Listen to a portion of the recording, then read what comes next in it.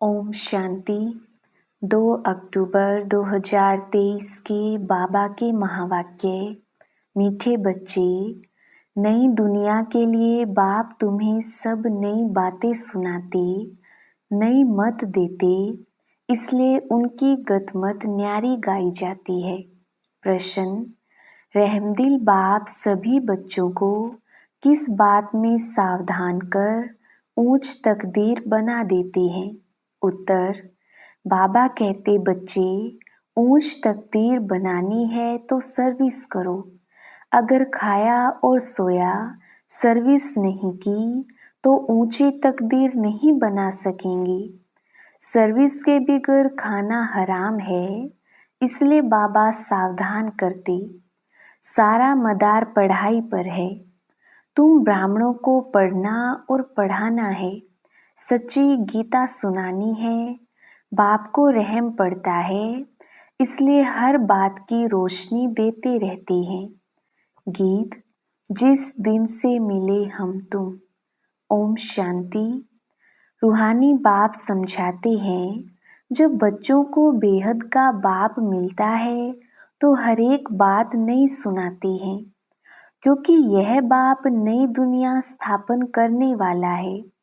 मनुष्य तो ऐसी नई बातें सुना ना सकें। बाप, जिसको हेवनली गॉड फादर कहा जाता है, वह बेहद का बाप स्वर्ग की स्थापना करने वाला है। नरक की स्थापना करने वाला है रावण। 5 विकार स्त्री में, 5 विकार पुरुष में, वह हो गई रावण संप्रदाय। तो यह नई बात सुनाई ना। स्वर्ग बनाने वाला है परम पिता परमात्मा, जिसको राम कहते हैं।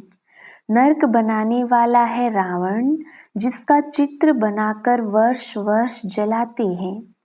एक बार जल गया तो फिर उनका एफिजी देखने में थोड़े ही आएगा।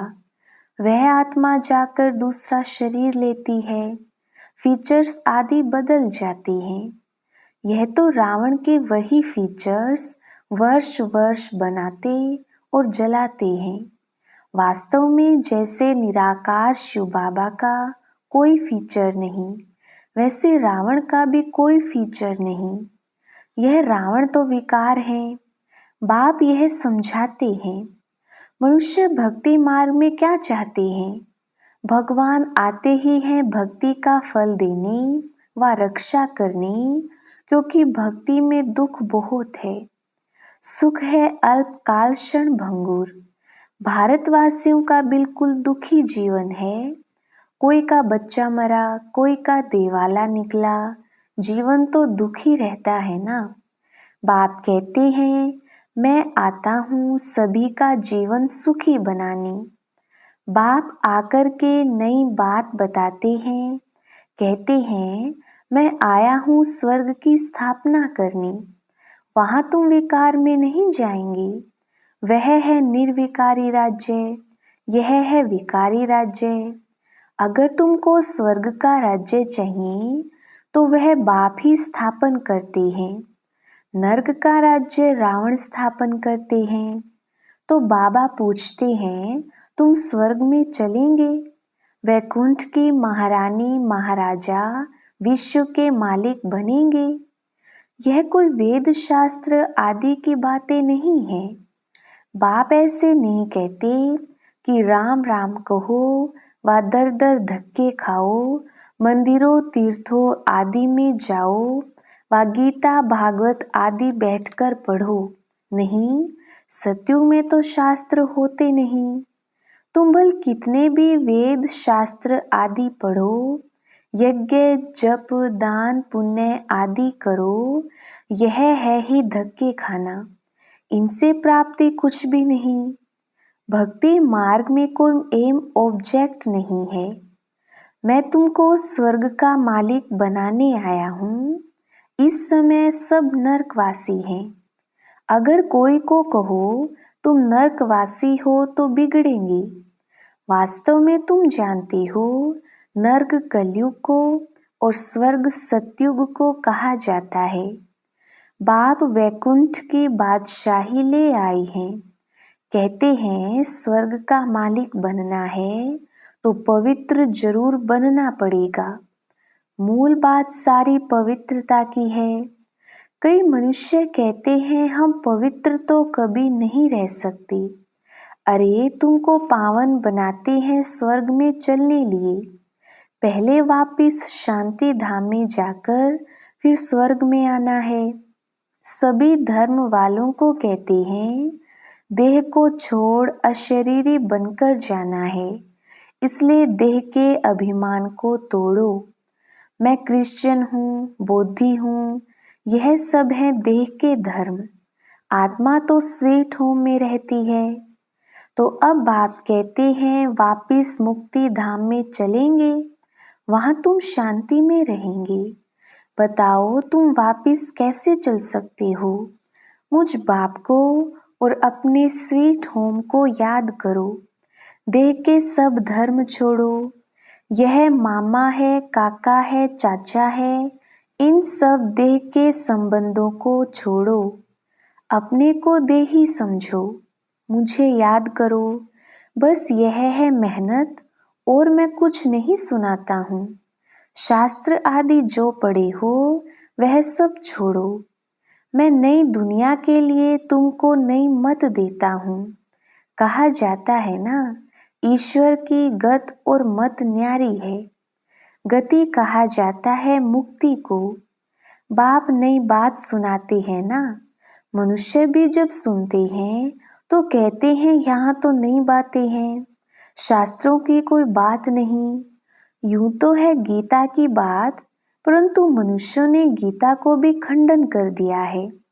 मैंने तो गीता पुस्तक कुछ भी नहीं उठाई है, वह तो बाद में बनती है।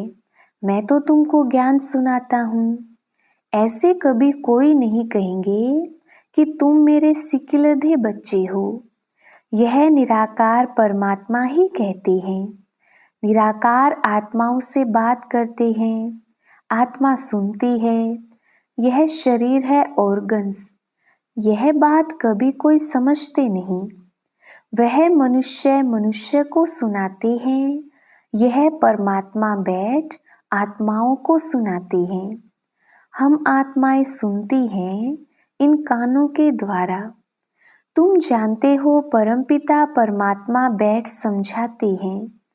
मनुष्य तो यह वंड्र खाते हैं, भगवान कैसे समझाएगा? वह तो समझते हैं श्री कृष्ण भगवानुवाच। अरे श्री कृष्ण तो देहधारी है, मैं तो देहधारी नहीं। मैं विदेही हूँ और विदेही आत्माओं को सुनाता हूँ। तो यह नई बातें सुनने से मनुष्य चकित हो जाते हैं। जो कल्प पहले बच्चे सुनकर गए हैं, उन्हों को तो बहुत अच्छा लगता है। पढ़ते हैं, मम्मा बाबा कहते हैं, इसमें अंधश्रद्धा की तो कोई बात हो ना सके। लौकिक रीति भी बच्चे माँ बाप को माँ बाप कहते हैं। अभी तुम उन लौकिक माँ बाप की याद छोड़ पारलौकिक माता पिता को याद करो। यह पारलौकिक माँ बाप तुम्हें अमृत की लेन देन सिखलाने वाले हैं। कहते हैं हे बच्चे, अब विष की लेन देन छोड़ो। मैं तुमको जो शिक्षा देता हूँ वह एक दो को दो तो तुम स्वर्ग के मालिक बन जाएंगे। थोड़ा सुनेंगे तो भी स्वर्ग में आ जाएंगे। परंतु औरों को आप समान नहीं बना सकते तो दास दासी जाकर बनेंगे। दास दासियों में भी नंबरवार होते हैं। बच्चों को संभालने वाले दास दासियां जरूर अच्छे मर्तबे वाले होंगे। यहाँ रहते हुए फिर अगर पढ़ते नहीं तो दास दासी बन पड़ते हैं। प्रजा में भी नंबरवार होते हैं। जो अच्छी रीति पढ़ते हैं वो इतना ऊंच पद पाते हैं। प्रजा में साहूकारों के भी दास दासियां होंगे। हरेक को अपनी शक्ल देखनी है, हम क्या बनने लायक हैं। बाबा से अगर कोई पूछे तो बाबा झट बता देंगे। बाप तो सब कुछ जानते हैं और सिद्ध कर बतलाते हैं कि इस कारण तुम यह बनेंगे। भल सरेंडर किया है उसका भी हिसाब किताब है। सरेंडर किया है परंतु कुछ सर्विस नहीं करते, सिर्फ खाते पीते रहते, तो जो दिया वह खाकर खत्म करते हैं। दिया सो खाया, सर्विस नहीं की तो थर्ड क्लास दास दासी जाकर बनेंगे। हाँ, सर्विस करते हैं और खाते हैं तो ठीक है, धंधा कुछ नहीं करते तो खा खा कर खत्म कर देते हैं, फिर और भी बोझा चढ़ जाता है। यहाँ रहते हैं जो दिया सो खाया, जो भल नहीं देते हैं परंतु सर्विस बहुत करते हैं तो वह ऊंच पद पा लेते हैं।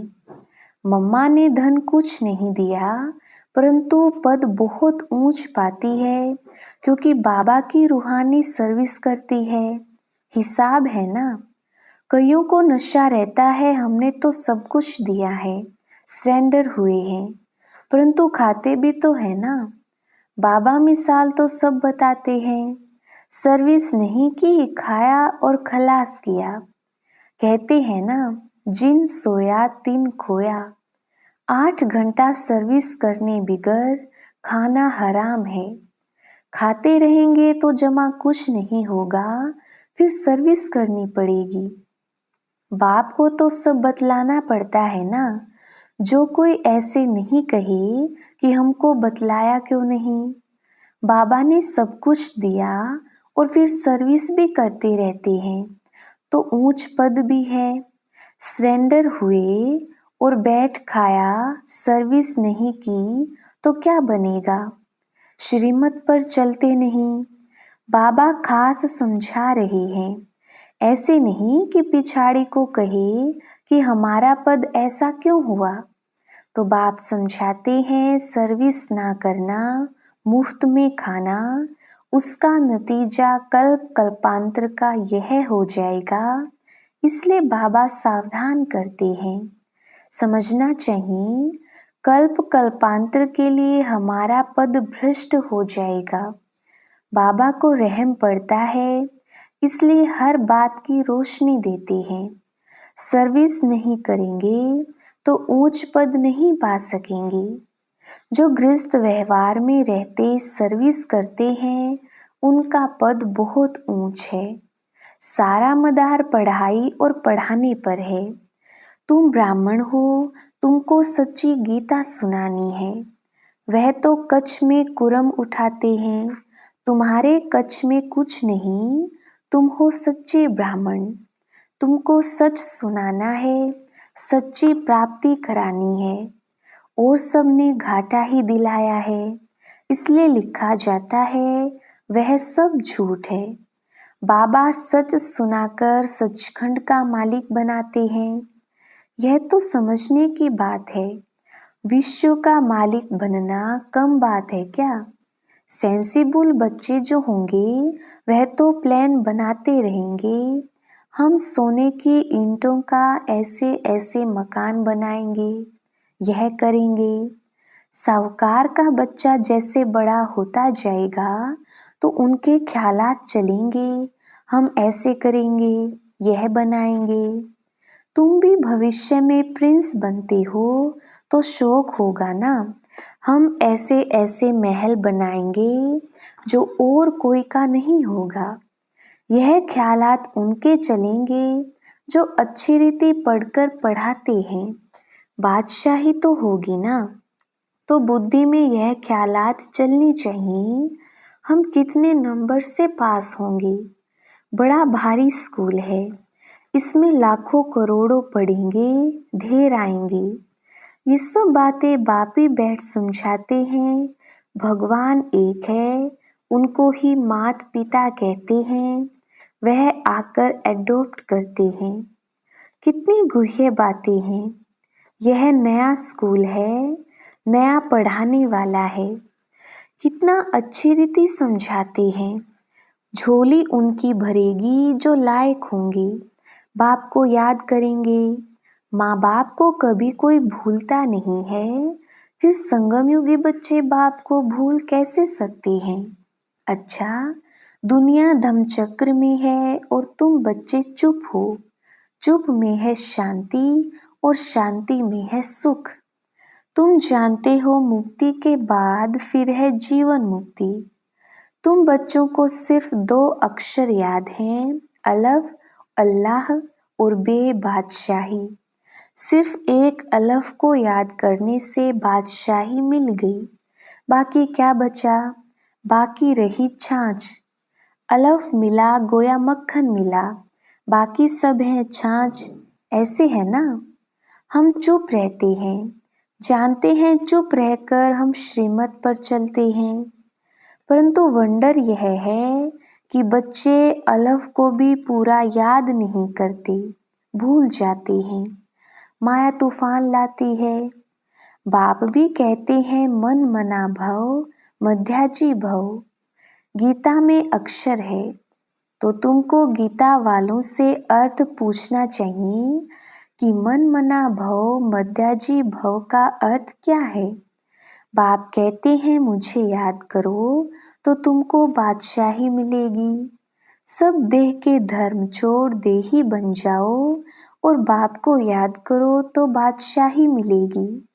ग्रंथ में भी कहते हैं जपो अलफ को तो बादशाही मिलेगी। सचखंड की राजाई मिलती है। हम दुनिया से बिल्कुल न्यारे हैं और कोई भी ऐसे नहीं कहेंगे। बाप तुम्हें नई बातें सुनाते हैं, बाकी सब पुरानी बातें ही सुनाते हैं। बात बड़ी सहज है, अलफ के बनो तो बादशाही मिलेगी। फिर भी पुरुषार्थ तो करना पड़े। आप समान बनाने की जितनी सर्विस करेंगे उतना फल मिलेगा। मनुष्य ना अलफ को जानते हैं ना बे को जानते हैं। बे माना बादशाही का मक्खन। श्री कृष्ण के मुख में मक्खन दिखाते हैं ना।